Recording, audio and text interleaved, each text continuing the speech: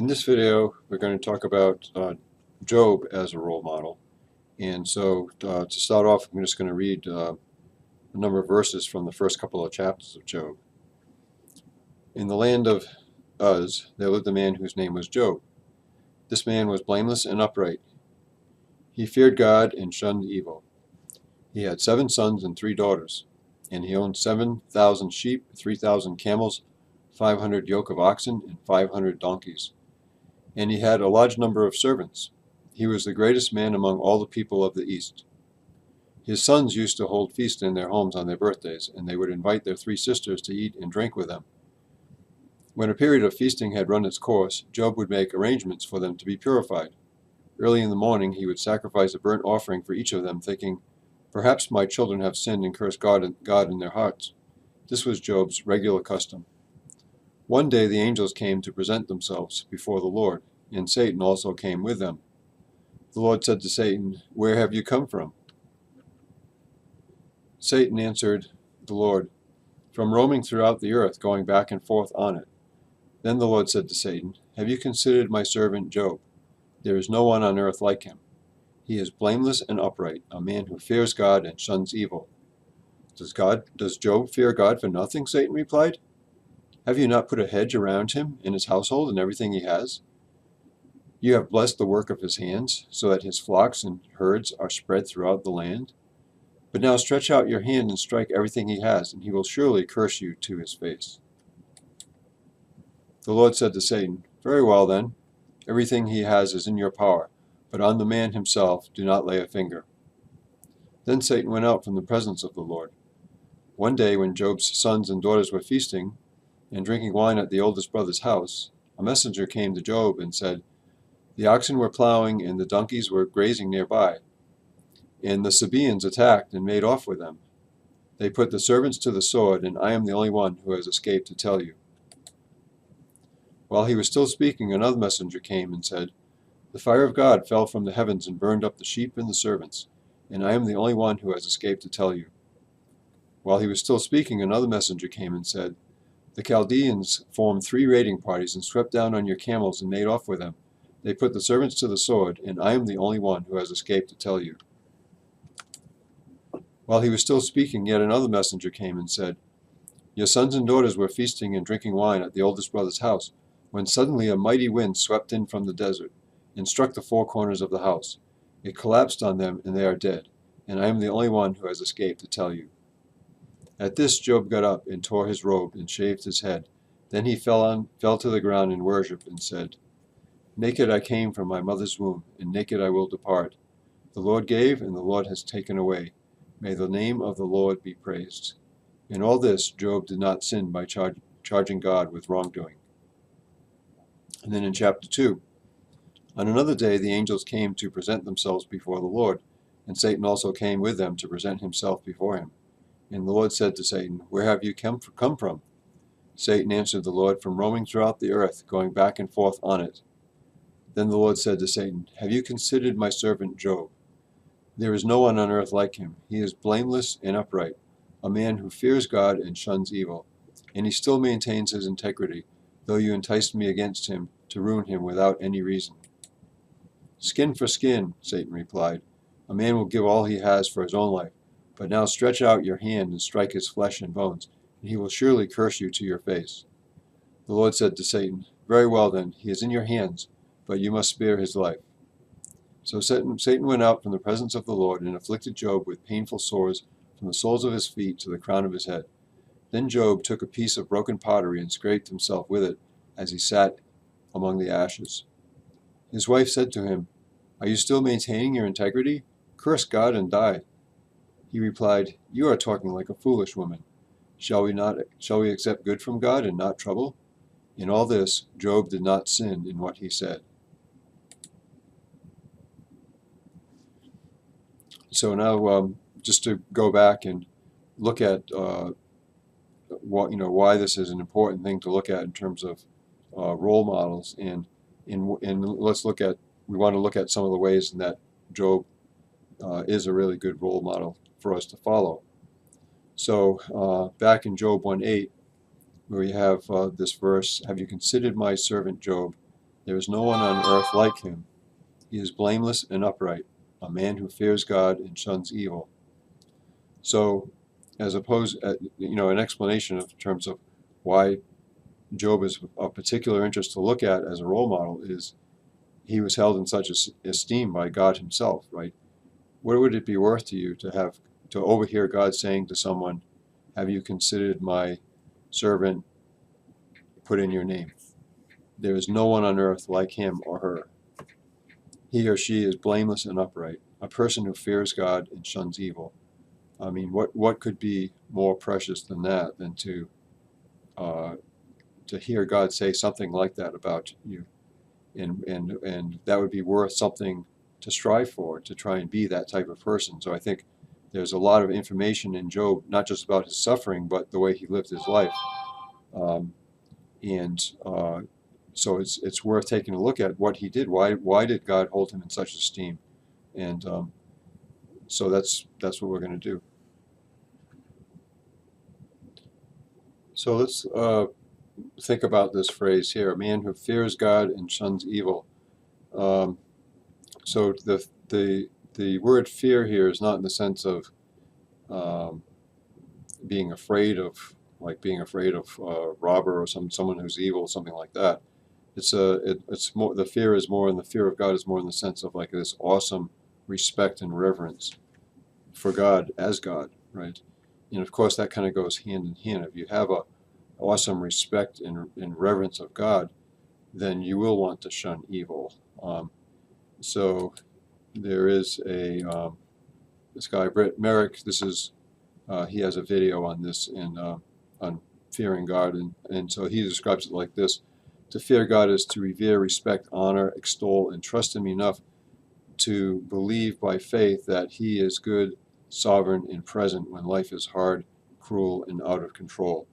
Uh, so that definitely applies to the situation that Job is in right now in terms of his fear of God.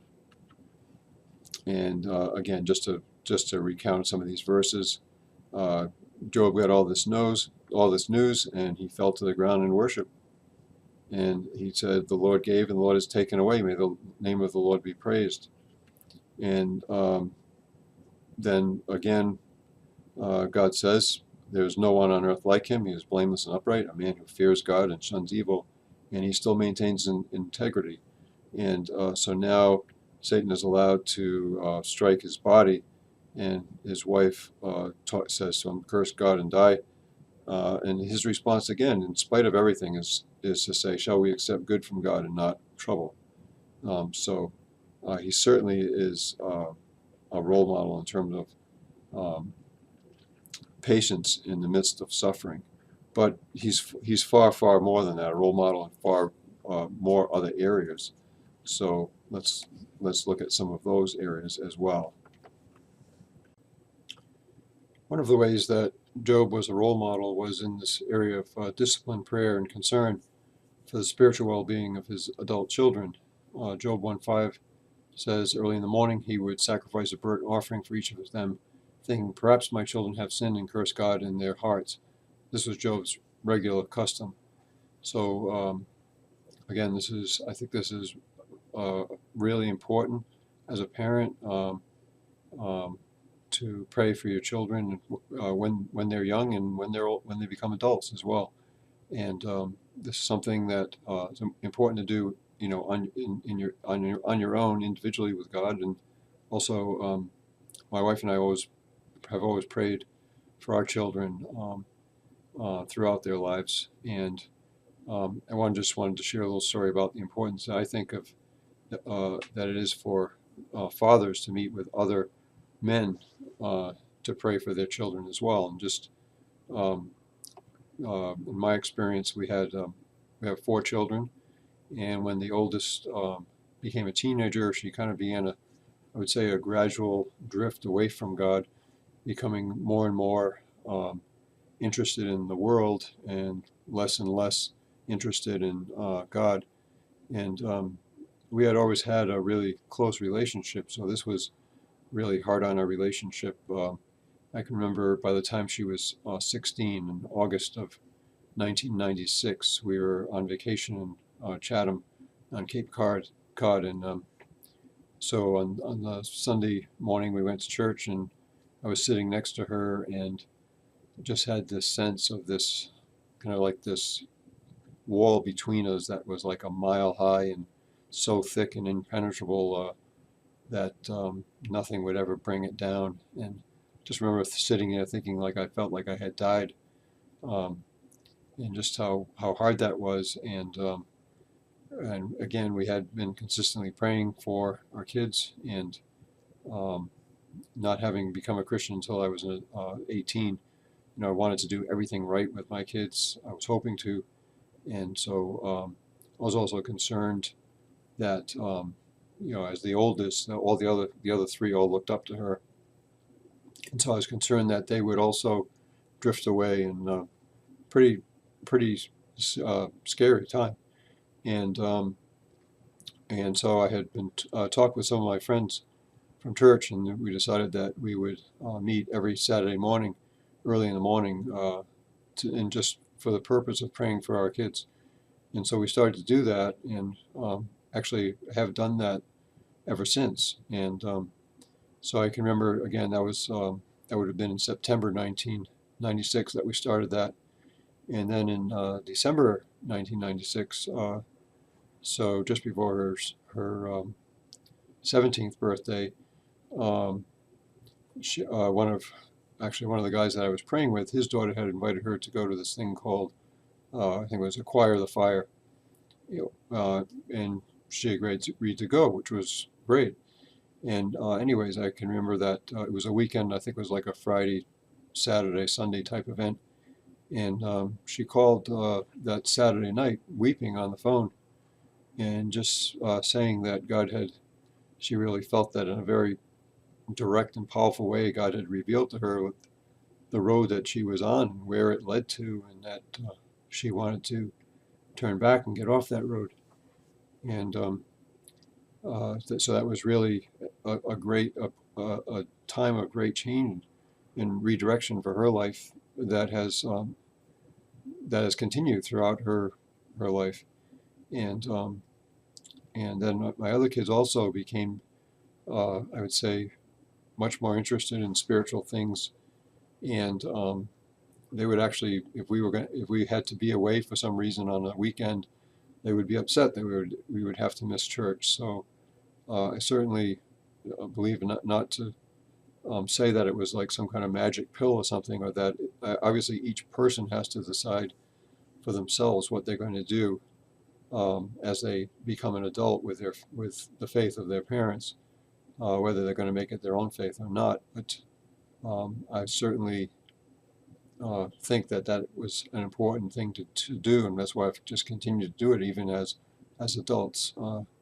So again, the point I'm making is it's not directly from this verse. Well, from this verse, it's clear that Job was concerned and prayed for his kids. But I would also add in, I think it's really good for fathers to get together to pray for their families, to make that a priority in their lives, to take the time to do that. So anyways, we'll move on to the next item now. In Job 31, there's Job talks about a lot of things that I think revealed what was important to him, and again, give a lot of examples of ways that he was a role model. So right at the beginning, the very first thing in Job 31, he demonstrates a role model in purity and thought life. It says, I made a covenant with my eyes not to look lustfully at a young woman. For what is our lot from God above, our heritage from the Almighty on high? Is it not ruin for the wicked, disaster for those who do wrong? Does he not see my steps and see my ways and count my every step? So it's interesting that this, again, it's this picture of making a covenant with his eyes, shows that purity was very important to him. So the next section of Job 31, verse 5, if I have walked with falsehood, or my foot has hurried after deceit, let God weigh me in honest scales, and he will know that I am blameless. If my steps have turned from the path, if my heart has been led by my eyes, or if my hands have been defiled, then may others eat what I have sown, and may my crops be uprooted. So this is, I think, is an example of Job, is his integrity, truthfulness, and faithfulness to God's priorities. Then moving on to verse 9, if my heart had been enticed by a woman, or if I have lurked at my neighbor's door, then may my wife grind another man's grain, and may other men sleep with her. For that would have been wicked, a sin to be judged. It is a fire that burns to destruction. It would have uprooted my harvest. So, again, the beginning in the chapter was talked about making a covenant with his eyes, and then here he's talking about faithfulness to his wife, of course. So he's a role model of marital faithfulness, how important that was to him. And then with verse 13, if I have denied justice to any of my servants, whether male or female, when they had a grievance against me, what will I do when God confronts me? What will I answer when called to account? Did not he who made me in the womb make them? Did not the same one form us both within our mothers? So this is an example of Job as a role model in terms of justice and fairness to all people.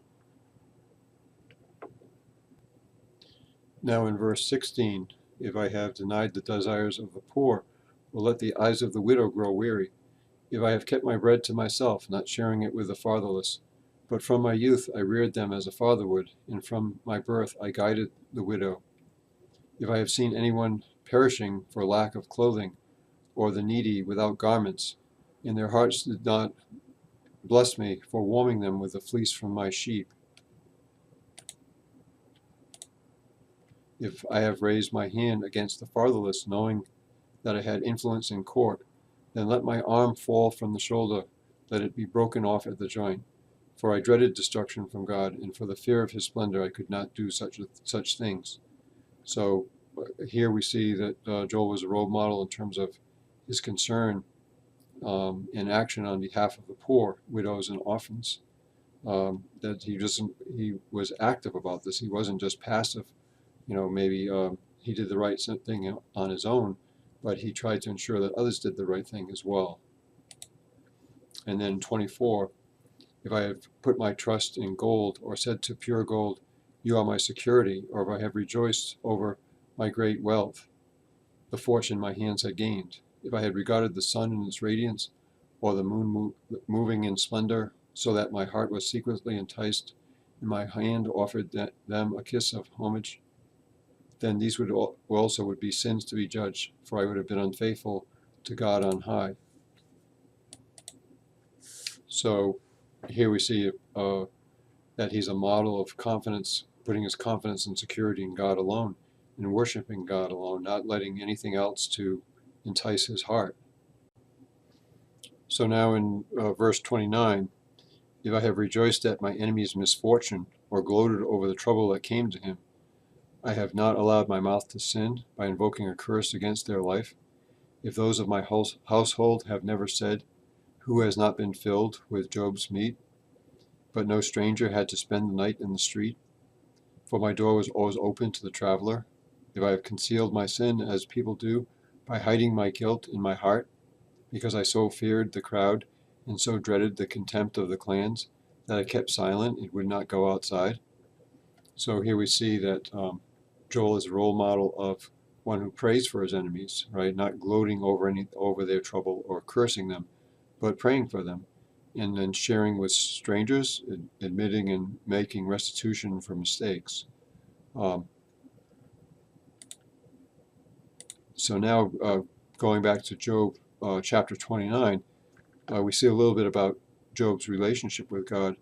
And so it says, how I long for the months gone by, for the days when God watched over me, when his lamp shone on my head, and by his light I walked through darkness. Oh, for the days when I was in my prime, when God's intimate friendship blessed my house, when the Almighty was still with me, and my children were around me, when my path was drenched with cream, and the rocks poured out for me streams of olive oil. So in terms of Job's motivation and how he was able to live such an upright life, it came from his relationship with God, right? It wasn't just from his wanting to follow rules for the sake of following rules or to try and earn points. It's here it says when God's intimate friendship, he walked with God as with a friend, and held him in the highest respect and reverence, and talks about his path drenched with cream and rocks poured out from these streams of olive oil. Olive oil in the Bible generally is a symbol of blessing, the Holy Spirit, God's presence. So to think about a rock pouring out streams of olive oil, that's pretty unusual, right? So a rock would represent the real hard times, the hard places, and yet it didn't matter because God's presence was there, His Spirit was there. So that was what carried Job and motivated him. And I think that was the thing that distressed him the most in the many chapters where you listen to Job's discourse between complaining about a situation and wondering what has happened, and then his so-called friends giving him advice.